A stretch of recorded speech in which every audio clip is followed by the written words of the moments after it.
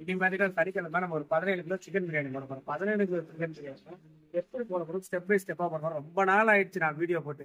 என்ன காரணம்னா ட்ரைனிங் வந்துட்டே இருந்தாங்களா, என்னால் வீடியோவே போட முடியல. அதனால வந்து சேனலில் பார்த்தீங்கன்னா குக்கிங் வீடியோஸ்லாம் ரொம்ப குறைஞ்சி போச்சு. இன்னைக்கு உங்களுக்கு ஒரு ஃபுல் வீடியோ போட போகிறேன், அதுவும் ஃபுல் டீட்டெயிலோட போட போகிறேன். வாங்க பார்த்தோம். நிறைய பேருக்கு இருக்கிற டவுட் என்னென்னு பார்த்தீங்கன்னா, பாஸ்மதி அரிசி எவ்வளோ நேரம் ஊற வைக்கணும்னு. இது வந்து golden grain triple XL rice தான் நம்ம எடுத்துருக்குறோம். நல்லா இருக்கும் லென்த்து, மசாலாவெலாம் நல்லா இழுத்து வச்சு சூப்பராக இருக்கும் பிரியாணி. இந்த அரிசி வந்து இப்போ எப்படி களையிறாங்க பாருங்கள். எந்த பாஸ்மதி அரிசியை கழுவும் போதும் போட்டு பிணையக்கூடாதுங்க. தண்ணி நல்லா தாராளமாக பிடிச்சி இந்த மாதிரி பிரட்டிகிட்டே வந்தால் போதும். டைம் பார்த்திங்கன்னா 7 மணி. குறைஞ்சபட்சம் ஒரு 1 மணி நேரம் ஊறணும், அதிகபட்சம் 2-3 மணி நேரம் கூட ஊறலாம், எந்த பிரச்சனையும் இல்லை.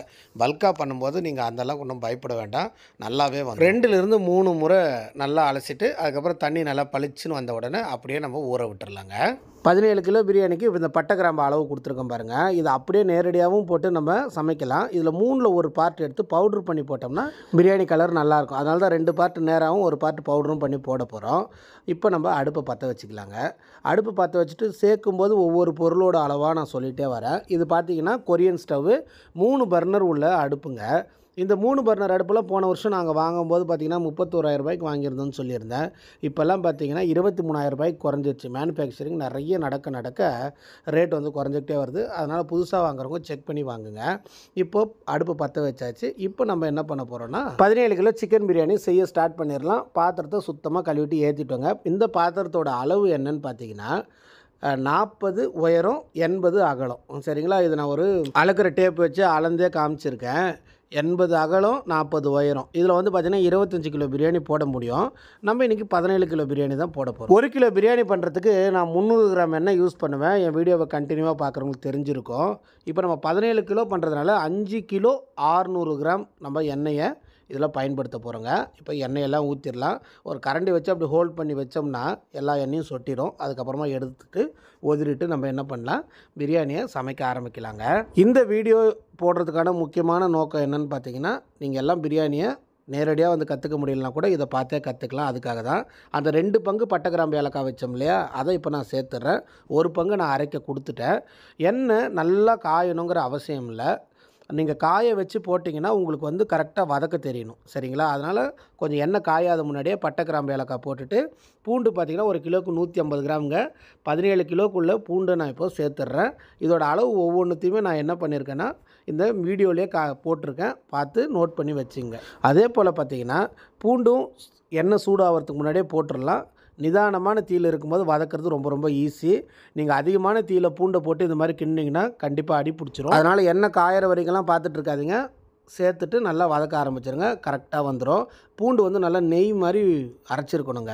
இப்போ காட்டுறேன் பாருங்கள் எப்படி அரைச்சிருக்கணும்னு. இஞ்சி பூண்டு எப்போவுமே தோலெல்லாம் உரிச்சிட்டு தாங்க அரைக்கணும். அப்போ தான் பிரியாணி ஃபினிஷிங் அழகாக இருக்கும். அங்கங்கே திப்பியாக இல்லாமல் இருக்கும். இந்த மாதிரி தான் வதங்கும் போது புகை வந்துக்கிட்டே இருக்கும். நிதானமான தீ வச்சு பொறுமையாக வதக்கிட்டே வாங்க. அதில் ஈரத்தன்மையெல்லாம் போய் நல்லா பொன்னிறமாக வதங்கி வரணும். வாசனை அப்படியே கமகமன்னு வருங்க. அது வரைக்கும் வதக்கிட்டு வாங்க. உங்களுக்கு பரவாயில்ல அடி பிடிக்காமல் வருதுன்னு சொல்லாதீங்க. நான் நிதானமான தீயில் வச்சு வதக்கியிருக்கேன் பாருங்கள். நல்ல ஒரு பால்கோவா மாதிரி வந்து வதங்கிருச்சு. நல்லா ஆயிலெல்லாம் பிரிஞ்சிருச்சு. இந்த ஸ்டேஜில் தோல் உரித்து அரைச்ச இஞ்சிங்க கிலோவுக்கு 100 கிராம் கணக்கு பண்ணி 1700 கிராம் நான் இஞ்சி இதில் சேர்த்துருக்குறேன். ரெண்டும் சேர்ந்து இப்போ கமகமன்னு வதங்கணும். பூண்டு தனியாக இஞ்சி தனியாக நம்ம வதக்கிறதுக்கு முக்கியமான காரணம் என்னன்னு பார்த்தீங்கன்னா, இஞ்சி வந்து போட்ட உடனே அடி பிடிக்க ஆரம்பிக்கும். ஆனால் பூண்டு அப்படி பிடிக்காது. அதனால் வந்து பூண்டை நல்ல பொன்னிறமாக வதக்கிட்டு இஞ்சியை எவ்வளோ நேரம் நம்மளால் அடி பிடிக்காமல் வதக்க முடியுமோ அவ்வளோ நேரம் வதக்கிட்டே வரலாம். இதில் சேர்த்துருக்கிற எண்ணெய்லாம் தனியாக பிரிஞ்சு வரணும். அந்த பக்குவத்துக்கு வதக்கின உடனே நம்ம அடுத்த பொருளை சேர்க்குறதுக்கு பார்க்கலாங்க. இஞ்சியும் பூண்டும் சேர்ந்து வதங்க கிட்டத்தட்ட 15 நிமிஷம் ஆகும். அது வரைக்கும் நிதானமாக இந்த மாதிரி வதக்கிட்டே இருக்கணும். அப்போ தான் நல்லாயிருக்கும். கொத்தமல்லி புதினா கிலோவுக்கு 10 கிராம் போடலாம். 170 கிராம் மல்லி 170 கிராம் புதினாவை நான் இப்போ தண்ணியில் போட்டுடுறேன். தண்ணியில் போட்டு கண்ணாமண்ணான்னு கசக்கக்கூடாது. நம்ம அலசுறதோட நோக்கம் அதில் இருக்கிற மண் மட்டும் போனால் போதும். ஸோ போட்டுருங்க. ஒரே ஒரு திருப்பி கையில் நல்லா அள்ளிடுங்க. அள்ளும்போது கூட போட்டு அழுத்தக்கூடாது. எசன்ஸ் எல்லாம் போயிடும். சரிங்களா? அந்த அழுக்கெல்லாம் போகட்டும், மண்ணெல்லாம் போகட்டும், உடனே அள்ளிடுங்க. ஓகே. இப்போ கிட்டத்தட்ட டைம் பார்த்திங்கன்னா 7:25, அரை மணி நேரம் ஆகிடுச்சு அரிசி ஊற வச்சு. இப்போ உலைய போட்டுடலாம். அங்கே வந்து இஞ்சி பூண்டு வதங்கிட்டுருக்கு. 1 பங்கு அரிசிக்கு 3.5 பங்கு நீங்கள் தண்ணி வந்து வைங்க. அப்படி வச்சிங்கன்னா கரெக்டாக இருக்கும் தண்ணியோட அளவு. இப்போ நம்ம அடுப்பை பற்ற வச்சிட்டோம். மூடியை போட்டுடலாங்க. தண்ணி சூடாகிட்டு இருக்கட்டும். வாங்க அந்த இஞ்சி பூண்டு என்னாச்சுன்னு பார்ப்போம். கொஞ்சம் கூட இப்போ இஞ்சி பூண்டு அடி பிடிக்காமல் கண்டினியூவாக அரை மணி நேரமாக வதக்கியிருக்காங்க. இப்போ பார்த்தீங்கன்னா வெங்காயம், தக்காளி, மல்லி, புதினா போட்டுருவாங்க. 1 கிலோவுக்கு வெங்காயம் 250 கிராம், தக்காளி 250 கிராம் போடலாம்.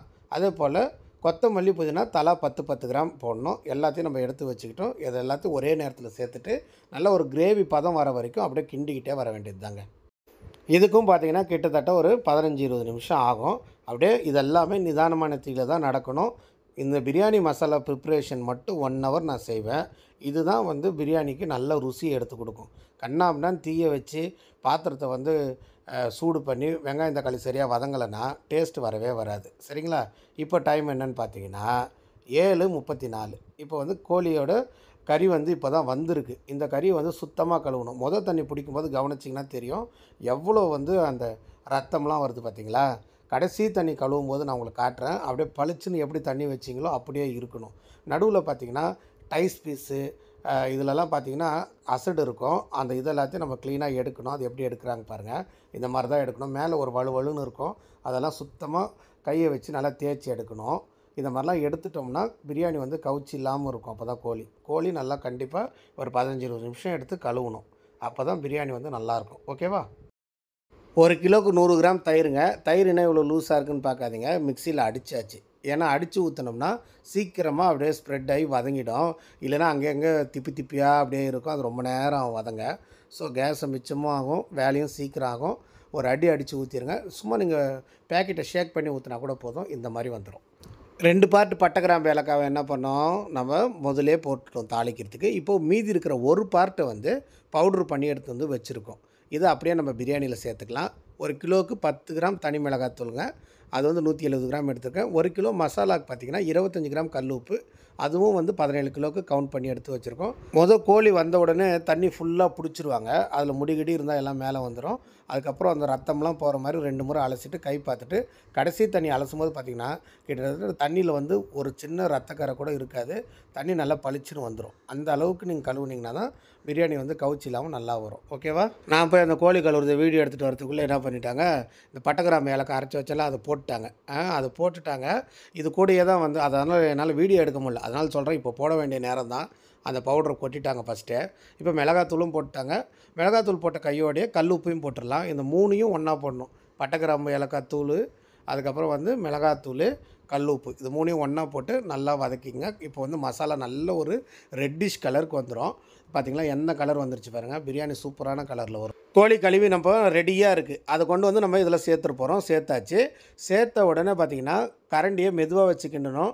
கண்ணாபின்னான்னு போட்டு கிண்டிங்கன்னா பீஸ் வந்து இப்போது வீக் ஆகிடும். பிரியாணி எடுக்கும்போது உடஞ்சிரும். சரிங்களா? இப்போ டைம் என்னன்னு பார்த்தீங்கன்னா 8 மணி 3 நிமிஷம் ஆகுதுங்க. இப்போ நம்ம ஆரம்பித்தது 7 மணிக்கு ஆரம்பித்தோம். இப்போ கிட்டத்தட்ட 1 ஹவர் ஆகிடுச்சு.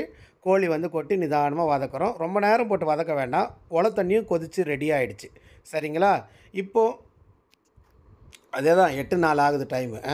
இப்போது 1 நிமிஷம் ஆகிடுச்சு கோழி சேர்த்து. கலர் வந்து நல்லா செட்டான கையோடைய 1 கிலோ அரிசிக்கு 1/2 லிட்டர் தண்ணி வைக்கணும். இப்போ பார்த்தீங்கன்னா நம்ம எவ்வளோ தண்ணி எடுக்க போகிறோம் அப்படின்னா 17 கிலோ அரிசி இல்லையா, 8.5 லிட்டர் தண்ணி நம்ம எடுத்து அந்த மசாலாவில் சேர்க்க. அடுத்ததான் நம்ம சேர்க்க போகிறது அளவு தண்ணிக்கு அப்புறமா எலுமிச்சை பழங்க. 1 கிலோக்கு ஒரே ஒரு எலுமிச்சை பழம் சேர்த்தா போதும். அப்போ 17 கிலோவுக்கு 17 எலுமிச்சை பழத்தை சேர்க்குறோம். இந்த விதை இல்லாமல் அதை நம்ம சேர்த்துட்டோம். கொஞ்சம் தண்ணி வச்சு புளிஞ்சிருக்காங்க. அதனால தான் இவ்வளோ ஜூஸ் வருது. என்னடா இவ்வளோ ஜூஸ் இருக்கேன்னு பார்க்காதீங்க. அந்த தண்ணியும் நம்ம அளவு தண்ணிலேருந்து கழிச்சு கூட வச்சுக்கலாம், தப்பு இல்லைங்க. இந்த 1 கிலோவுக்கு 1/2 லிட்டர் தண்ணிங்கிறது போதும். நம்ம பத்தலைன்னா அரிசிக்கு மேலே எப்படி தரணுங்கிறத நான் உங்களுக்கு காட்டுறேன். இப்போது என்ன பண்ணுறாருன்னா அடுப்பெல்லாம் வந்து ஸ்லோ பண்ணிடுறாப்புல. ஏன்னா கோழியை சேர்த்துட்டு லெமனை சேர்த்துட்டிங்கன்னா போய் அரிசியை வடிச்சிட்டு வரதுக்கு ஒரு 10 நிமிஷம் ஆகிடும். அது வரைக்கும் தொடர்ந்து கொதிச்சுட்டே இருந்தால் என்ன ஆகும்னு பார்த்தீங்கன்னா பீஸ் எல்லாம் உடஞ்சிரும். பீஸ் உடையாமல் இருக்குன்னா இந்த டிப்ஸ் ரொம்ப ரொம்ப முக்கியம். ஃபுல்லாக சிம் பண்ணிவிடுங்க. எல்லா பீஸும் முங்கியிருக்காங்கிறத கன்ஃபார்ம் பண்ணுங்கள். இதுதான் தண்ணி அளவு கரெக்டாக இருக்குன்னு அர்த்தம். ஓகேவா? இப்போது உலைக்கு உப்பு எடுக்கலாம். 1 கிலோவுக்கு 50 கிராமுங்க உலைக்கு உப்பு.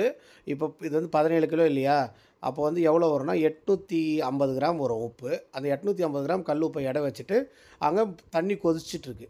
நம்ம 3.5 பங்கு தண்ணி வச்சோம். 1/2 பங்கு எடுத்து என்ன பண்ணிட்டோம், பிரியாணி மசாலாவில் சேர்த்துட்டோம். இப்போ எவ்வளோ இருக்கும் உலையில், 3 பங்கு தண்ணி இருக்கும். அந்த 3 பங்கு தண்ணியில் இந்த 850 கிராம் உப்பை கொண்டு போய் சேர்த்துட்டிங்கன்னா உங்களுக்கு கரெக்டாக இருக்கும் உப்பு அளவு. நீங்கள் செக் பண்ண கூட தேவையில்லை, அந்த அளவுக்கு பர்ஃபெக்டாக இருக்கும். இப்போ இதை எடுத்துகிட்டு போய் நம்ம என்ன பண்ண போகிறோன்னா உலையில் போட போகிறோம். இந்த மாதிரி நான் உங்களுக்கு எல்லாமே வந்து மெஷர்மெண்ட்லேயே சொல்கிறதுனால நீங்கள் ஃபஸ்ட் டைமே பண்ணால் கூட உங்களுக்கு எந்த தப்பும் நடக்கக்கூடாது அப்படிங்கிறதுனால தான் இவ்வளோ தூரம் பார்க்குறேன். இப்போ பாருங்கள் உலையில் போடுறேன். இப்போ மசாலா தண்ணி நல்லா, இந்த உலை தண்ணி நல்லா கொதிக்கட்டுங்க. நல்லா கொதித்த பின்னாடி அரிசியை நம்ம இதில் சேர்த்து 8 மணி 9 நிமிஷம் ஆகுதுங்க. இப்போ பாருங்கள் அரிசி ஊற வச்சு 1 மணி நேரத்தை கிராஸ் பண்ணிடுச்சு. இந்த அளவுக்கு ஊறினா போதும், சரிங்களா? இப்போ தண்ணியை சுத்தமாக வடிச்சிட்டு நம்ம நல்லா கொதிக்கிற இந்த உலையில் சேர்க்க போகிறோம். இந்த அளவுக்கு தண்ணி கொதிக்கணுங்க, அந்த அளவுக்கு நீங்கள் தீ வைக்கணும். தண்ணி இந்த அளவுக்கு கொதிக்கணுமானா கண்டிப்பாக கொதிக்கணும். அதில் தான் நீங்கள் இவ்வளோ அரிசியை கொட்டும்போது சேர்ந்து கொதித்து வரும். கரெக்டாக உங்களுக்கு டைமிங் செட் ஆகும். அரிசியை கொட்டின உடனே தண்ணி கொஞ்சம் எடுத்து வச்சுங்க. அப்போ தான் வந்து மேலே கொடுக்குறதுக்கு கரெக்டாக இருக்கும். லேட்டாக எடுத்திங்கன்னா கஞ்சி தண்ணி மாதிரி வந்துடும். ஸோ அரிசியை கொட்டினதோட ஒரு எக்ஸ்ட்ரா ஒரு 5-6 லிட்டர் தண்ணி எடுத்து வச்சுங்க, நமக்கு பின்னாடி தேவைப்படும். இப்போது கீழே போட்டு குத்தாமல் நல்லா பொறுமையாக கிண்டிக்கிட்டே வாங்க. இப்போ உப்பு செக் பண்ணிடலாம். இந்த டைம் மட்டும்தான் உங்களுக்கு இருக்குது உப்பு செக் பண்ண. ஸோ உலையில் எவ்வளோ உப்பு இருக்குது, மசாலா எவ்வளோ உப்பு இருக்குதுன்னு பாருங்கள். அரிசி கொட்டின உடனே நான் உங்களுக்கு டைம் காட்டுறேன். டைம் இப்போ பார்த்தீங்கன்னா 8:12ங்க. மறுபடியும் அரிசி வெந்த உடனே வடிக்கிறப்பையும் உங்களுக்கு நான் டைம் காட்டுறேன், எவ்வளோ டைம் ஆகிடுச்சுங்கிறத பார்க்கலாம். உலையை கொட்டின உடனே பாத்திரம்லாம் கழுவி கரெக்டாக ரெடியாக வச்சுங்க. எந்த நேரமும் நம்ம வடிக்கிறதுக்கு ரெடியாக இருக்கணும். இதே டைமில் நம்ம மசாலாலேயும் உப்பு பார்த்துட்டு வந்துடும். ஏதாச்சும் குறைஞ்சிச்சுன்னா நீங்கள் இப்போ மட்டும்தான் போட முடியும், மறுபடியும் போட முடியாது. அதனால் நம்ம மசாலாலேயும் உப்பு பார்த்துருவோம், உலையிலையும் உப்பு பார்த்துருவோம். எப்படி இருக்குது உப்புனா நல்லா ஷார்ப்பாக கரெக்டாக இருக்குது. உப்பு புளிப்பு காரம் ஒரு பாயிண்ட் கூட இருக்கோ அப்படிங்கிற மாதிரி தோணணும். அந்த மாதிரி தோணுச்சுனாவே உங்களுக்கு கரெக்டாக இருக்குதுன்னு அர்த்தம். ஏன்னா நம்ம எல்லாம் அளந்து போட்டதுனால இதில் பெருசாக ஒரு மிஸ்டேக்ஸ்லாம் வராது. இருந்தாலும் நம்ம செக் பண்ணிக்கிறது ரொம்ப ரொம்ப நல்லது. இப்போ நேரம் என்னன்னு பாருங்கள், 8:16, 4 நிமிஷம் இருக்குது. இப்போ நம்ம அரிசியோட பக்குவத்தை பார்க்குறோம். அரிசி வந்து பார்த்திங்கன்னா மேலே சாதமாகவும் உள்ள அரிசியாகவுமே இருக்கணுங்க. ஆனால் இந்த 4 நிமிஷத்தில் அது ஆகலை, ஏன்னா அரிசி நிறைய இருக்குது இல்லையா? அதனால் இன்னொரு 1 நிமிஷம் கூட நம்ம கூட கொடுக்கலாம். ஜென்ரலாக நீங்கள் 10 கிலோலாம் பண்ணிங்கன்னா 4 நிமிஷத்துலேயே வெந்து வந்துடும். இது அரிசியாகவே இருக்குது. நான் இன்னொரு நிமிஷம் கொடுக்குறேன். 12க்கு பண்ணோமா, 5 நிமிஷம் ஆயிருக்குங்க. அரிசி பாருங்கள் இப்போ கரெக்டான அந்த பதத்துக்கு வந்துருச்சு. இப்போ மேலே சாதமாகவும் உள்ள அரிசியாகவும் இருக்கும். நான் விரலில் எடுத்து கூட உங்களுக்கு உடச்சி காட்டுறேன் பாருங்கள். இப்போது முழு அரிசியோட லென்த்தில் பாதியாச்சும் வரணும். அந்த மாதிரி வந்துச்சுனாவே உங்களுக்கு ஆஃப் பாயில்னு தெரியும். உடைச்சாலும் உள்ள அரிசி இருக்குது, தெரியுதுங்களா? இந்த மாதிரி இருக்கும்போது வடிச்சிடலாம். வடிக்க போகிற அதே நேரத்தில் மசாலாவை இப்போ நம்ம சூடாக வைக்க போகிறோம். ஏற்கனவே நம்ம சிம்மில் வச்சுட்டு போயிருந்தோம்ல, இப்போ மசாலா கொதிக்காமல் இருக்கும். அப்போது ஈவனாக கொதிக்கிற மாதிரி வைங்க. இப்போ பாருங்கள் மேலே கொதிக்க ஆரம்பிச்சிருச்சு. இந்த மாதிரி கண்டிப்பாக மசாலா எல்லா சைட்லேயும் கொதிக்கணும். அதே நேரத்தில் இங்கே சாதமும் வடிக்கணும், சரிங்களா? இப்போ மசாலா 4 பக்கமும் கரெக்டாக கொதிக்க ஆரம்பிச்சிருச்சுங்க. ஏன் திருப்பி திருப்பி கொதிக்கணும்னு சொல்கிறேன்னா, இப்போ மசாலா கொதிக்கலைன்னா பிரியாணி தம் ஆகாது. நீங்கள் செக் பண்ணும்போது திறந்தீங்கன்னா சைடில் இப்படி தள்ளி பார்த்தீங்கன்னா தபதபன்னு தண்ணி ஓடி வரும். அது முக்கியமான ரீசனை இந்த ஸ்டெப்பை மறந்துடுவாங்க. நான் சொல்லி கொடுத்து அனுப்புவேன். அதே போல் நீங்களும் வீட்டில் பண்ணுவீங்க. பண்ணும்போது இந்த ஸ்டெப்பை மறந்துடுவீங்க. அப்போ தான் என்ன ஆகுனா தள்ளி பார்த்தா தண்ணி வரும். அதனால் கண்டிப்பாக மசாலா கொதிக்கணும். கொதிக்கிற இந்த ஸ்டேஜில் நம்ம அந்த சூடாக இருக்கிற அரிசியை எடுத்து வந்து கொட்டிடணும். அரிசி கொட்டுறதுக்கும் இந்த வடித்த அரிசியை கொண்டு வந்து கொட்டுறதுக்கு மேக்ஸிமம் நீங்கள் ஒரு 30 செகண்ட்லேருந்து 40 செகண்ட் மட்டும்தான் டைம் எடுத்துக்கணும் தண்ணி வடிகிறதுக்கு. அப்படியே ரொம்ப நேரம் விட்டிங்கன்னா சாதம் வெந்துடும். அதனால் ரொம்ப நேரம் வடிச்செல்லாம் வச்சுக்கூடாது. அரிசியை கொண்டு வந்து கொட்ட ஈவனாக ஸ்ப்ரெட் பண்ணி விட்டுக்கிட்டே இருங்க. அந்த மசாலா தண்ணி எந்த அளவுக்கு இருக்குங்கிறத நம்ம பார்த்துட்டு மேலே தண்ணி கொடுக்கணுமா வேணாங்கிறத அந்த டைமில் முடிவு பண்ணிக்கலாம். ஜென்ரலாக எல்லா வீடியோலையும் பார்த்தீங்கன்னா 700 கிராம் 800 கிராம் தண்ணி கொடுக்க சொல்லுவாங்க. நான் உங்களை 500 கிராம் தண்ணி கொடுக்கணும்னு சொல்கிறதோட நோக்கம் என்னென்னு பார்த்தீங்கன்னா, ஒருவேளை உங்களுக்கு ஈவனாக வடிக்க தெரியல அப்படின்னா சாதம் கொஞ்சம் கூடுதலாக வெந்துடும். கூடுதலாக வெந்துருச்சுன்னா ஆல்ரெடி 800 ml தண்ணியில் கொண்டு போய் கொட்டினா அது குழஞ்சி போயிடும் இல்லைங்களா? அதனால தான் நான் உங்களை 500 கிராம் மட்டும் கொடுக்க சொல்லியிருக்கேன். இப்போ அரிசியை இதில் சேர்த்த பின்னாடி நம்ம மேலே தண்ணி வரலைன்னா பத்தாத அளவுக்கு அந்த ஈவனாக வர அளவுக்கு அந்த சுடு தண்ணியை கொடுத்துக்கலாம். இப்போ ஈவன் பண்ணிட்டோம். 4 பக்கமும் பார்த்திங்கன்னா அரிசியை வந்து நகர்த்தி பார்த்துக்கலாம். நகர்த்தி பார்த்தா அரிசிக்கு கீழே இருக்குது தண்ணி. அரிசி கீழே தண்ணி எல்லா பக்கமும் இருக்குது ஈவனா அப்படிங்கிறத கன்ஃபார்ம் பண்ணிவிட்டு இது முங்குற அளவுக்கு நம்ம அந்த சுடு தண்ணி எடுத்து வச்சோம் பார்த்திங்களா, அதை கொடுத்துடலாம். அது கிட்டத்தட்ட பார்த்திங்கன்னா ஒரு 1 லிட்டர்லேருந்து ஒரு 2 லிட்டருக்குள்ளே தான் தேவைப்படும். மேல் பக்கம் அப்படியே கொடுக்கும்போது உள்ளே இருக்கிற ஆயில் எல்லாம் என்ன ஆகும்னு பார்த்திங்கன்னா மேலே அப்படியே ஏறி வந்துடும்.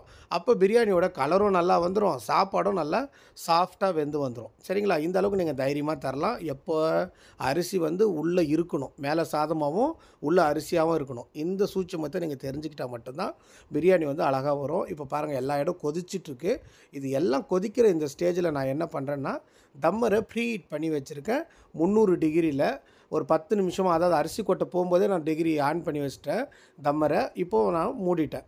இப்போ என்ன பண்ணணும் நெக்ஸ்ட்டுன்னு பார்த்தீங்கன்னா, நான் உங்களுக்கு அடி பிடிக்காமல் வரணும் அப்படின்னு ஆசைப்பட்டீங்கன்னா இந்த ஸ்டேஜை கவனமாக பாருங்கள். மசாலா ஈவனாக கீழே வந்து பிரியாணி அடுப்பு எரிஞ்சிட்ருக்கா, இந்த மாதிரி எரியிறது கண்டினியூவாக எரியட்டும். ஆவி சுற்றி வருதான்னு பாருங்கள். இந்த பிரியாணி சட்டியை மூடி இருக்கும் இல்லையா, இந்த மூடியை சுற்றியும் ஆவி வருதாங்கிறத ஒரு 2லேருந்து 3 நிமிஷம் வரைக்கும் வெயிட் பண்ணி பாருங்கள். கண்டிப்பாக ஆவி வந்துடும். சுற்றி ஆவி வந்த பின்னாடி தான் நீங்கள் சிம்மில் வைக்கணும். அது வரைக்கும் வெயிட் பண்ணுங்கள். ஒரு 2 நிமிஷத்துலேயே ஆவி வந்துடுங்க. இப்போ பாருங்கள் எப்படி வருது பாருங்கள், குபு குபுன்னு ஆவி வருதா. இந்த மாதிரி ஆவி வந்த பின்னாடி நீங்கள் ஃபுல் சிம்முக்கு கொண்டு போயிடலாம். அடுப்பை ஃபுல் சிம்முக்கு கொண்டு போயிட்டு நீங்கள் கண்டினியூவாக ஒரு 25 நிமிஷம் அப்படியே சிம்லேயே இருக்கணுங்க. எந்த மாதிரி சிம் வைக்கணும்னா, இதுக்கப்புறம் திருப்பினா அணைஞ்சிரும் அப்படிங்கிற மாதிரி கண்ட்ரோலில் பாருங்கள். எல்லாமே ஃபுல் சிம்முக்கு கொண்டு போயிட்டேன். இது 25 நிமிஷம் அப்படியே கண்டினியூ. நான் கொஞ்சம் ஞாபகம் மருதி, அதனால் நான் என்ன பண்ணிவிடுவேன், கரெக்டாக 25 நிமிஷத்துக்கு டைமை செட் பண்ணி வச்சுருவேங்க. இல்லைனா எனக்கு அப்படியே மறந்துடும். வேறு வேலையில் இருக்கும்போது இதை மறந்துட்டால் தீஞ்சிரும். கேஸ் மட்டும் ரொம்ப கவனமாக இருக்கணும். அதனால் 25 நிமிஷம் டைமர் செட் பண்ணி வைக்கிறேன். இதுவே அலாரம் அடிக்கும். கரெக்டாக பார்த்தீங்களா எப்படி ஆவி வருது பார்த்தீங்களா, சுற்றியும் இந்த மாதிரி தான் வரணும். டைம் இப்போ 8:50 ஆகிட்டு நம்ம வந்து அலாரத்தை அடிச்சிருச்சு. அலாரம் அடித்த பின்னாடி நம்ம என்ன பண்ணணும்னு பார்த்தீங்கன்னா, கேஸையும் ஆஃப் பண்ணிடுறோம், தம்மரையும் ஆஃப் பண்ணிடுறோம். ஆஃப் பண்ணிவிட்டு இன்னொரு 10 நிமிஷம் ரெஸ்ட் விட்டுட்டு தான் ஓப்பன் பண்ணணும்.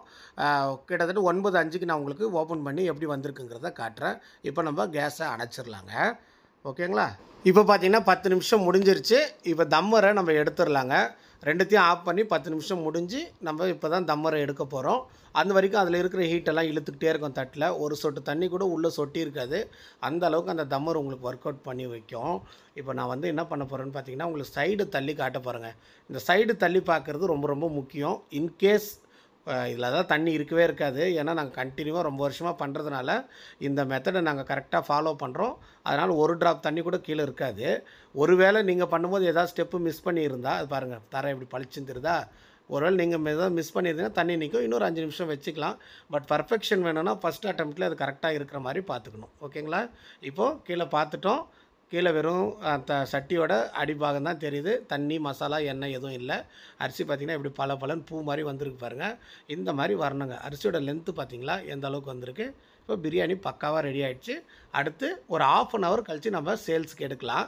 அது வரைக்கும் இதை அப்படியே ரெஸ்ட்டில் விட்டோம்னா சாப்பாடு நல்லா அப்படியே சாஃப்டாக இருக்கும். சாப்பிட்றோம். இப்போ பிரியாணி போட்டு 1/2 மணி நேரம் ஆகிடுச்சு. இப்போ நம்ம சேல்ஸுக்கு எடுத்துகிட்டு வந்துட்டோங்க. இப்போ வந்து பார்த்திங்கன்னா 1/2 மணி நேரத்துலேருந்து 2 மணி நேரம் வரைக்கும் உங்களுக்கு இதுக்கு டைம் இருக்குது. நீங்கள் எப்போ வேணாலும் உடச்சிக்கலாம், எப்போ வேணால் விற்றுக்கலாம். 3 மணி நேரம் வரையும் இந்த சூடு தாராளமாக நிற்கும். 3-4 மணி வரை நிற்கும். 2 மணி நேரம் கூட நீங்கள் கேப் விடலாம். நீங்கள் ஒரு இடத்துல குக் பண்ணி இன்னொரு இடத்துக்கு அனுப்புறீங்கன்னா கூட 1 மணி நேரம் 2 மணி நேரத்துக்கு முன்னாடியே பிரியாணி போட்டு அனுப்புங்க. எந்த பிரச்சனையும் இல்லை. பிரியாணி எப்போவுமே 3/4 சட்டி தான் இருக்கணும். அதுக்கப்புறம் பீஸ் வந்து இந்த மாதிரி தனித்தனியாக எடுத்து வச்சுக்கணும். ரைஸும் பீஸும் ஈவனாக கலந்து அள்ளி தான் நம்ம பிரியாணி பிளேட் அடிக்கணும். இதெல்லாம் உங்களுக்கு நிறைய ஷார்ட்ஸில் நான் போட்டேன். ஏன்னா கிட்டத்தட்ட இதுவே 17-18 நிமிஷம் ஆகிடுச்சு. நான் இதை வேறு எக்ஸ்பிளைன் பண்ணேன்னா வீடியோ ரொம்ப பெருசாக போயிடும். இதெல்லாம் உங்களுக்கு தெரியும். என் ஷார்ட்ஸில் நான் நிறைய போட்டிருக்கேன். இந்த மெயின் வீடியோ கண்டிப்பாக உங்களுக்கு பயனுள்ளதாக இருந்திருக்கும். யாருக்கு இது பயனுள்ளதாக இருக்குன்னு பார்த்தீங்கன்னா, எங்கிட்டே இப்போ ஒரு 200-250 பேர் ட்ரைனிங் எடுத்துகிட்டு போயிட்டீங்க. உங்களுக்கெல்லாம் வந்து டச்சு வந்து மிஸ் ஆகிருக்கும். நான் இப்படி தான் உங்களுக்கு ட்ரைனிங்கில் சொல்லி கொடுத்து அனுப்பிச்சிருந்தேன். புதுசாக பண்ணுறவங்களுக்கும் சரி, ஆல்ரெடி ட்ரைனிங் எடுத்தவங்களுக்கும் ஒரு ரிமெம்பர் வீடியோவாக இது இருக்கும். வீடியோ பிடிச்சிருந்தா லைக்கும் கமெண்ட்டும் பண்ணுங்கள். தேங்க்யூங்க. Thank you so மச்ங்க.